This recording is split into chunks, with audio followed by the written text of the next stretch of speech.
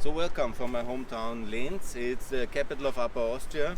All of you who follow also my podcast, Pax Europiana, I made a big part now about Upper Austria, what needs to be reformed in Upper Austria. And here now at the capital, I cannot miss this opportunity. Look here, the main train station. It's very beautiful. Here with the so-called lions, and they also have a specific historic significance. Let's talk about that later. Here in the back is the building of the Ministry of Finance. And here this is the focus of my talk here. It's called shared federalism. Sharing is caring, as we all know. And I'm calling now for shared federalism, meaning that we have to make sure that we share things in a federal structure. Yeah? That means the following. I'm calling for the federal institutions of a state to be shared with the federal capitals. Not everything in Vienna, but also something in Linz. Here's the best example how that works. Yeah? That's the Ministry of Finance building. It's not it's also the National Ministry of Finance. Yeah? They have put a lot of employees here in Linz. That's the capital of Upper Austria, about 170 kilometers west of Vienna.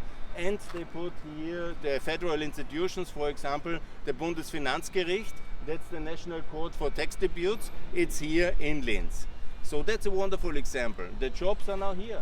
People can go, for example, by train to Vienna. It's now less than an hour, or about 1 hour 10 around, to go by fast train to Vienna. So people can come here to have their dispute settled in the taxation issue. And the work is also for the Upper Austrian people. There's also shared, and the feeling of a cooperation, the feeling to be a nation state, is much better when you also have these kind of opportunities. And that's what I call shared federalism, and this is what I will call also for everybody in the world. It's very important that nation states, they are federalized, but also that the institutions of the national level are then also distributed fairly among the various capitals. What I mean with that? Again, for example, why not put also another tower here somewhere and put the Ministry of Economy here? Upper Austria is obviously the logical situation for it, because about a quarter of the national GDP is produced in the industrial sites between Linz, Graz, Wels and Steyr. So why not put that Ministry of the Economy, the Austrian one, the national one, fully here, but also with the minister? Yes, he can go by train to make the ministerial meetings. He can coordinate easily with Vienna. He can do digital Zoom conferences. We are in the digital age now. Why not putting one of the ministries to Linz, the Ministry of Economy? I called in the past already 20 years ago. Some might remember I had an op-ed and everybody was joking about it. But why not put the Ministry of Tourism to Klagenfurt in Carinthia? Why not put the Ministry of Infrastructure to Tyrol, to Innsbruck? Why not put the Ministry for Education to Bregenz in Vorarlberg? Why not put the Ministry for, let's say, universities in St. Pölten? It would be much better cohesion. And also the federal central bank could be also put to Linz. Why not? It's all possible. National institutions should be for the whole nation and not in the capital. I understand, the Prime Minister office, the Foreign Ministry, yes, that's logical because of the embassies. I understand also the Ministry of Finance, yes, and the Ministry of Interior. That are the core of the state. There's a state kind of argument to be made about 4 of them. But why to have the federal court in Vienna? Why not give them the opportunity to sit in Klagenfurt? And here's the fact. Germany has exactly such a system already in place. And it's not that just many ministries are based as well in Bonn, the former capital, but also they have a situation where there is the central bank in Frankfurt, the federal court in Karlsruhe, the national traffic register in Flensburg, and so on and so on. I don't know all the institutions they have. They are separated in various regional capitals, but there are many of them, and they should even do more. It's not makes any sense to build a new federal state of Germany after unification and to have everything centralized in Berlin. That's not the idea. The ideological undermining of such the idea is basically shared federalism creates more cohesiveness in a society. Everybody feels part of the whole nation because they also have a part of the federal institutions in their region. That means there is less separatism. For example, for Spain, it would be so logically to put the Ministry of Economy towards Barcelona in that sense. Or for the United Kingdom, which is unfortunately one of the most centralized states in Europe. They even have destroyed the regional development agencies in 2010, and that was one of the starting points of Brexit, because there is no kind of internal competition, there is no federalism inside the United Kingdom. And then you have all this kind of centrifugal powers. Wales want to break away, Northern Ireland wants to break, and not fully, but part of them at least, and Scotland very much so. And so you really don't, when you are too centralistic, then the centrifugal powers get going. I called for the same in Ukraine. Why not put the Ministry of Infrastructure, let's say, to Kramatorsk? Or the Ministry of Defense to Kramatorsk, and the Ministry of Infrastructure maybe to Kherson, or the Ministry of Maritime Shipping, very logical in Kherson, or to put the Ministry of Economy to Lviv, and to show the nation is united, and the institutions are there for everybody. There's also a big regional economic argument that these are jobs. Here is good paying jobs, of high state officials, and they are here in Linz. And they live here in the villages, in the villas, up there in Römerberg, I'm sure. They have money to spend for renting beautiful apartments. They bring their purchasing power. They have meetings to go then in the hotels here. And that it makes a lot of regional equality in a country. And because the left is always discussing, I'm for the flat tax, I'm against equality. There's also something like regional equality between regions. Let's focus on that.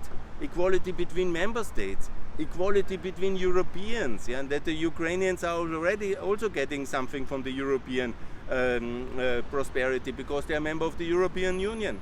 The left wants to have equality between everybody in a state. Everybody should be about the same. Some decency should be it. There's no doubt. We don't want to have Russian-style oligarchy and this kind of kleptocracy. Absolutely. That's the contrary to the free market and the market democracy. We want to have equality of opportunities, chances, equality towards the law and from the law, and also from the economic opportunities of a state. But then also it must be that the federal institutions are not equally distributed. There shouldn't be like, everybody has to get a ministry. No, but reasonably distributed. There must be opportunities. It must make sense.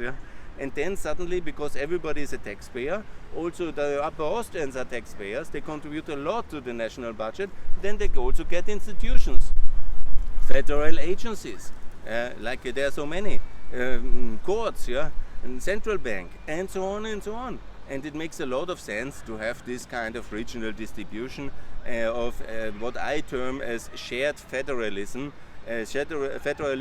which creates cohesion of states and is not leading to a kind of centrifugal secessionism, but to cohesion and to convergence and to equality between the regions. And it's so important, especially for the poorer regions far away from the capital, because when you look to all Eastern European states, the capital is now very rich. Bucharest, Budapest, they are all going good and fine. And around it, from 100 kilometers off the main center, you find poverty. And so I call also on the Romanians, the Polish, and others like the Bulgarians, try shared federalism. It's a very good concept. It works for Germany. Okay, you can say it's historic reasons. Yeah, but it makes a lot of sense. I go to Frankfurt now, it's also quite rich. It's not only Berlin, it's not only Bonn, it's not only Hamburg, Munich. There's a lot of that.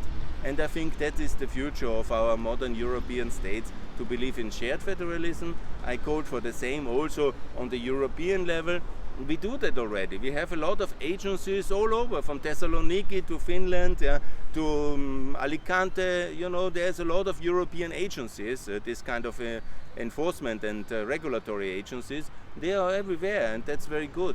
And I call for the same as well for Strasbourg to be the capital of the European Parliament permanently, in Brussels for the Commission, and the European Court and Judiciary to be in Dansk. Maybe you have seen that video.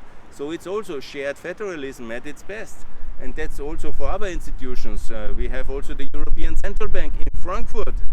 So it makes a lot of sense, and you know, then the people think, okay, Frankfurt, the capital of the money, very good. The European executive is in Brussels, the parliament in Strasbourg, but permanently, not this moving target and all these things. And Luxembourg should be the place also for the European Investment Bank fully, the EBRD fully, and not in London. And so it makes a lot of sense actually. And then all the European law institution in Gdansk.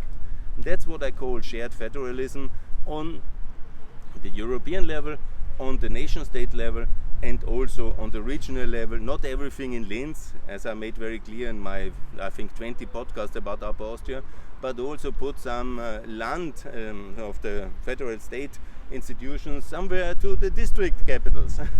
You know, don't do everything in Linz, because centralism is what the politicians obviously love, because they want to have control. They want to unite things, yeah? They want to have it under their control. So federalism, shared federalism means that the districts have something from Linz, Linz has something from Vienna, and everybody feels more European, because it works better, and you don't have to live just very close to power to survive and to have thrive in kind of a situation. You don't need the telephone number of the Prime Minister, but you can live very happily in Rohrbach, in Freistadt, and in Gmunden. You also have institutions, you're also part of this kind of successful prosperity mechanism called the European federal system, and that should be for all levels, the shared federalism, ultimately shared with the individual, that the individual contributes but also benefits from these opportunities of a working European federal system. That's shared federalism. Thanks a lot for listening. Best regards from Linz, and please also give a like to this beautiful channel, and also to the Pax Europiana podcast. I made now a lot of interesting things, especially the interview with the former state president Buja Nishani from Albania. That I think was a highlight, and also many other interviews to come and to follow. Thanks a lot. Bye.